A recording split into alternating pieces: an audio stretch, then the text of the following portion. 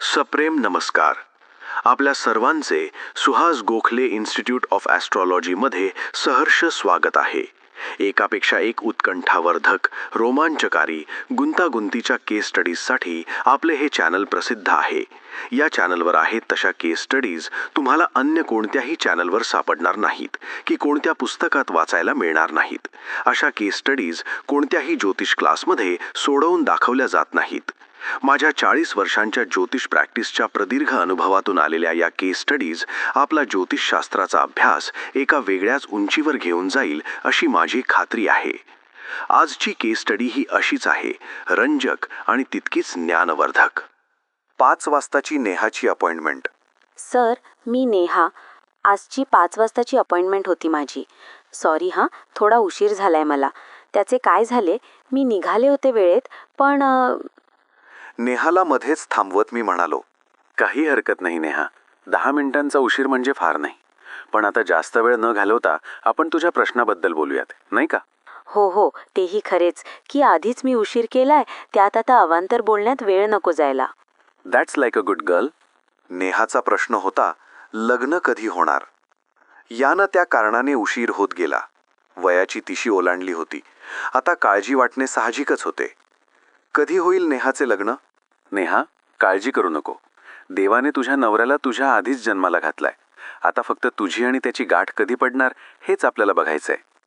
नेहाने तिची जन्मपत्रिका आणली होती. पण लग्न कधी ठरेल, नोकरी कधी लागेल, बदली कधी होईल यासारखे तात्कालीन प्रश्न सोडवायला प्रश्नकुंडलीच जास्त उपयोगी पडते, असा माझा अनुभव आहे.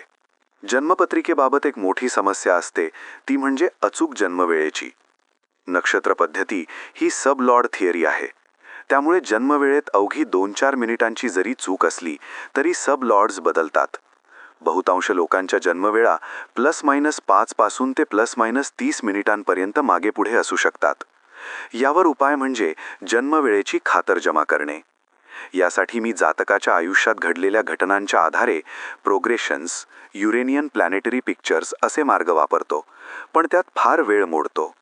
आजकाल जातकांना झटपट भविष्य हवे असते, तेही 100% अचूक, आणि वर हे सर्व फुकटात मिळावे ही माफक अपेक्षाही असते. नक्षत्र पद्धतीसाठी जन्मपत्रिकेपेक्षा प्रश्नकुंडली हाच खात्रीचा मार्ग आहे असे माझे मत बनले आहे. कारण प्रश्नकुंडलीची वेळ आपण स्वतः ठरवू शकतो. मी बरेचसे प्रश्न प्रश्नकुंडलीच्या आधारानेच सोडवतो. अनेक जुन्या जाणकार नक्षत्र पद्धती अभ्यासकांनी सुद्धा प्रत्यक्ष अप्रत्यक्षरित्या याचाच पुरस्कार केला आहे.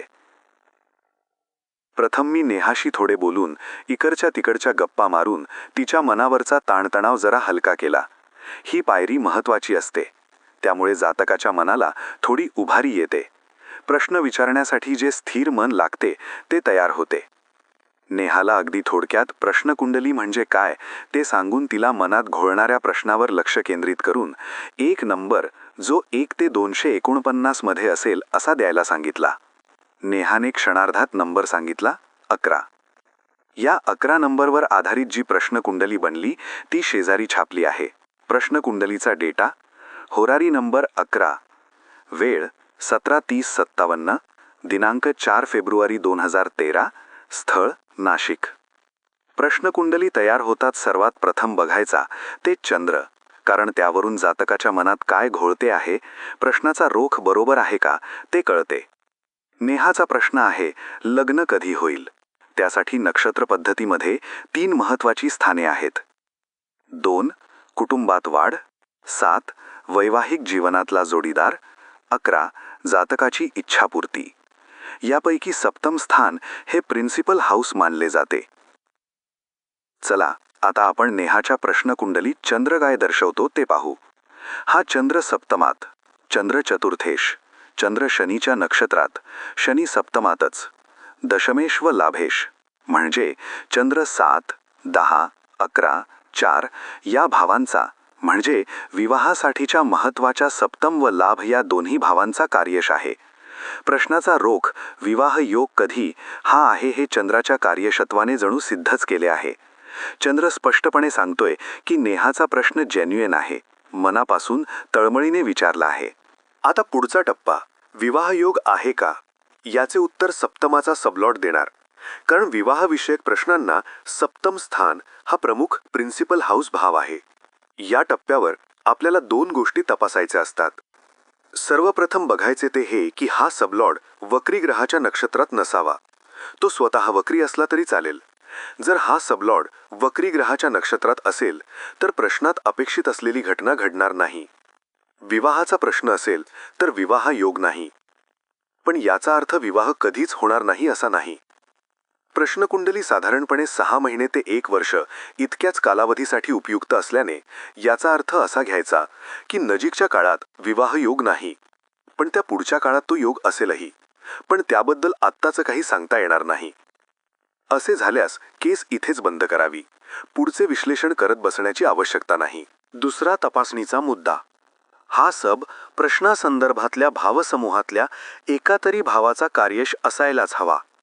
या केसमध्ये प्रश्न विवाहासंदर्भात असल्याने सप्तमाचा सब विवाहासाठीच्या भावसमूहातल्या 2, 7, 11 यापैकी एका तरी भावाचा कार्यश असायलाच पाहिजे.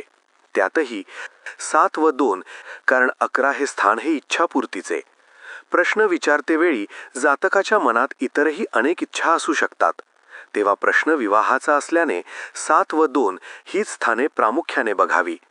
अपवादात्मक परिस्थितीत 5 व 8 या स्थानांचाही विचार करावा लागतो. हा सब जर 2, 7, 11 यापैकी एकाही भावाचा कार्यश नसेल तर प्रश्नाचे उत्तर नकारार्थी आहे असे समजावे. म्हणजेच नजीकच्या काळात तरी प्रश्नात अपेक्षित असलेली घटना घडणार नाही. पुढे कदाचित घडूही शकेलही, पण त्याबद्दल आत्ताचा काही सांगता येणार नाही. असे झाल्यास केस इथेच बंद करावी. पुढचे विश्लेषण करत बसण्याची आवश्यकता नाही. नेहाच्या प्रश्नकुंडलीतला सप्तमाचा सब शुक्र असून तो रवीच्या नक्षत्रात आहे. रवी कधीच वक्री असत नाही. शुक्र दशमात असून धनेश व सप्तमेश आहे. शुक्र रवीच्या नक्षत्रात असून रवी दशमात व पंचमेश. म्हणजेच शुक्राचे कार्यशत्व 10, 5, 2, 7 असे आहे. शुक्र 2, 7, 5 या स्थानांचा कार्यशत होत असल्याने सप्तमाच्या सबचा होकार आहे असे समजायला काहीच हरकत नाही. पहिला टप्पा पार पडला. पण सप्तमाच्या सबचा होकार म्हणजे विवाह नक्की असे काही नाही. त्यासाठी पुढे येणाऱ्या दशा, अंतर्दशा, विदशा या अनुकूल असायला हव्यात. वयाच्या 70व्या वर्षी विवाहयोग्य दशा येणार असेल तर त्याचा काय उपयोग? प्रश्नाच्या वेळी कुंडलीत शनी महादशा चालू होती. ती 13 मे 2031 पर्यंत आहे. आता या शनी महादशेत नेहाचे लग्न होऊ शकेल का ते पाहू. शनी सप्तमात, दशमेश व लाभेश. शनी राहूच्या नक्षत्रात, राहू सप्तमात. म्हणजे शनी 7, 10, 11चा कार्यशत. त्यातही सप्तमाचा बलवान कार्यशत. लग्नासाठी शनी अनुकूल आहे, पण शनीचा सबलॉर्ड पण बघितला पाहिजे. तोही विवाहासाठी अनुकूल पाहिजे. शनीचा सब आहे शुक्र. आपण शुक्राचे कार्यशत्व पाहिले आहेच. ते 10, 5, 2, 7 असे आहे. म्हणजेच शनीच्या सबजी पण काही तक्रार नाही. शनी महादशेत नेहाचा विवाह होण्याची मोठी शक्यता आहे असे दिसते. शनी महादशा 13 मे 2031 पर्यंत चालणार आहे. आपल्याला तर विवाहाचा महिना आणि शक्य झाला तर दिवस ठरवायचा आहे. म्हणजे अंतर्दशा, विदशा, सूक्ष्मदशा बघणे ओघाने आलेच. शनीच्या दशेत सध्या शनीचीच अंतर्दशा चालू आहे. ती 16 मे 2015 पर्यंत. शनी सप्तमाचा अत्यंत बलवान कार्यश असल्याने शनीच्याच अंतर्दशेचा आपण सर्वप्रथम विचार करू. कारण एखाद्या ग्रहाच्या महादशेतली त्याच ग्रहाची अंतर्दशा नेहमीच जास्त फलदायी असते. शनीच्या अंतर्दशेतल्या विदशा अशा आहेत: बुध 7 एप्रिल 2013 पर्यंत, केतू 10 जून 2013 पर्यंत, शुक्र 10 डिसेंबर 2013 पर्यंत, रवी 3 फेब्रुवारी 2014 पर्यंत, चंद्र 6 मे 2014 पर्यंत, मंगळ 9 जुलै 2014 पर्यंत, राहू 20 डिसेंबर 2014 पर्यंत, गुरु 16 मे 2015 पर्यंत. प्रश्नकुंडलीचा आवाका 1 वर्ष एवढाच असतो. त्यामुळेच मी बुध, केतू, शुक्र, रवी व चंद्र याच अंतर्दशांचा विचार करायचा आणि मंगळ, राहू व गुरु या विदशांचा विचार अगदी शेवटचा उपाय म्हणून करायचा असे ठरवले. शनी सप्तमाचा बलवान कार्यश आहे व लाभाचा क्षीण कार्यश आहे. आता आपल्याला विदशा अशी पाहिजे जी द्वितीय स्थानाची बलवान कार्यश असावी आणि त्याच्याबरोबर ती विवाहासाठीच्या विरोधी भावांची म्हणजेच षष्ठ व दशम यांची बलवान कार्यश नसावी. आपलं काम सोपे व्हावे म्हणून आपण 2, 11, 6, 10 यांचे कार्येश ग्रह कोणते ते पाहून घेऊयात. द्वितीय स्थान रवी, बुध, शुक्र, शनी, राहू किंवा शुक्र. लाभस्थान लाभात बुध व मंगळ आहेत. बुधाच्या नक्षत्रांत ग्रह नाहीत. बुध मंगळाच्या नक्षत्रात आहे. लाभेश शनी आहे. शनीच्या नक्षत्रांत चंद्र आहे. म्हणजे लाभाचे कार्येश बुध, मंगळ, चंद्र, शनी असे आहेत. षष्ठम स्थान चंद्र, बुध. दशम स्थान दशमात शुक्र व रवी आहेत. शुक्राच्या नक्षत्रांत ग्रह नाहीत. रवीच्या नक्षत्रांत शुक्र व केतू आहेत. दशमेश शनी आहे. त्याच्या नक्षत्रांत चंद्र आहे. म्हणजे दशमाचे कार्येश ग्रह होतात शुक्र, केतू, रवी, चंद्र, शनी. प्रश्नकुंडलीत सध्या बुधाची विदशा चालू आहे. त्याचे कार्यशत्व असे आहे. बुध लाभात, तृतीयेश, षष्ठेश. बुध मंगळाच्या नक्षत्रात, मंगळ लाभात, लग्नेश व अष्टमेश. शिवाय बुध हा विशेषाधिकाराने लग्नाचा बलवान कार्येश झालेला आहे. 8, 6, 1चे कार्यशत्व असलेला बुध काही विवाहाला अनुकूल नाही. पुढची विदशा केतूची. केतूचे कार्यशत्व असे आहे. केतू लग्नात, केतू रवीच्या नक्षत्रांत, रवी दशमात व पंचमेश. केतूवर शनीची दृष्टी आहे. शनी 7, 10, 11चा कार्येश. केतू शनीच्या माध्यमातून सप्तमाचा बलवान कार्येश होत असला तरी त्याचे स्थानगत व नक्षत्रगत कार्यशत्व काही विवाहाला अनुकूल वाटले नाही. त्यातच द्वितीय स्थानाचे कार्यशत्व नाहीच, म्हणून केतूची विदशा सोडावी लागेल. पुढची विदशा शुक्राची. शुक्राचे कार्यशत्व आपण आधीच बघितले आहे. 10, 10, 5, 2, 7. शुक्र रवीच्या युतीत आहे. म्हणजे रवी ज्या भावांचा कार्येश त्या सर्व भावांचा शुक्रही कार्येश होणार. रवी दशमात व पंचमेश. रवी चंद्राच्या नक्षत्रांत, चंद्र सप्तमात व सुखेश आपण बघितले आहे. रवी विशेषाधिकाराने द्वितीय स्थानाचा बलवान कार्येश झालेला आहे. 2, 7, 10, 4, 5 म्हणजे शुक्राची विदशा विवाहाला अनुकूल आहे. पण आता सगळेच तपासतो आहे तर पुढच्याली सर्व विदशा एकदा बघून घेऊ. जर इतर कोणतीही विदशा अनुकूल दिसली नाही तर शुक्राची विदशा नक्की करू असा विचार करून मी पुढच्या विदशा तपासायला सुरुवात केली. पुढची विदशा रवीची. रवी कार्यशत्व आपण बघितले आहे. ते 2, 7, 10, 4, 5. रवी शुक्राच्या युतीत आहे. म्हणजे शुक्र ज्या भावांचा कार्येश त्या सर्व भावांचा रवीही कार्येश होणार. रवीची विदशा पण विवाहाला अनुकूल आहे. पुढची विदशा चंद्राची. चंद्र सप्तमात व सुखेश. चंद्र शनीच्या नक्षत्रांत, शनी सप्तमात, दशमेश व लाभेश. चंद्र षष्ठम स्थानाचा बलवान कार्येश आहे. म्हणजे चंद्र दशम व षष्ठम या विरोधी स्थानांचा बलवान कार्येश आहे. 7, 10, 6, 11, 4. शिवाय तो आपल्याला हव्या असलेल्या द्वितीय स्थानाचा कार्येश नाहीच. चंद्राची ही विदशा विवाहाला फारशी अनुकूल नाही. पुढच्या मंगळ, राहू व गुरुच्या विदशांचा सध्या विचार करायचा नसल्याने आपण इथेच थांबूया. आपल्या अपेक्षित कालावधीत वर्ष, 1.5 वर्ष यात शुक्र, रवी, चंद्र बसू शकतात. त्यापैकी चंद्राच्या विदशेचा विचार करता येणार नाही. त्यामुळे शुक्र व रवी या 2च विदशा उरतात. यातली एक निवडायची आहे. शुक्र व रवी तसे तुल्यबळच. दोघेही युतीत आहेत म्हणजे कार्यशत्व सारखेच. त्यांचे सबही एकच म्हणजे शुक्र. शुक्र विवाहासाठीचा कारक ग्रह म्हणून त्याला प्राधान्य द्यावे असा एक विचार मनात आला. पण स्त्री जातकांबाबतीत रवी व मंगळ हे विवाहासाठी जास्त महत्त्वाचे. मी सरळ ट्रान्झिट्स तपासायचे ठरवले. आपली दशा अंतर्दशा विदशा साखळी ही शनी शनी शुक्र किंवा शनी शनी रवी अशी असू शकते. विदशांचा कालावधी बघितला तर आपल्याला रवीचे गोचर भ्रमण पाहावे लागेल. आपल्याला रवीचे भ्रमण असे पाहिजे: शनीची रास शुक्राचे नक्षत्र, शनीची रास रवीचे नक्षत्र, रवीची रास शनीचे नक्षत्र, शुक्राची रास शनीचे नक्षत्र. आपला अपेक्षित कालावधी आहे शुक्र व रवी विदशा एकत्रित कालावधी 10 जून 2013 ते 3 फेब्रुवारी 2014.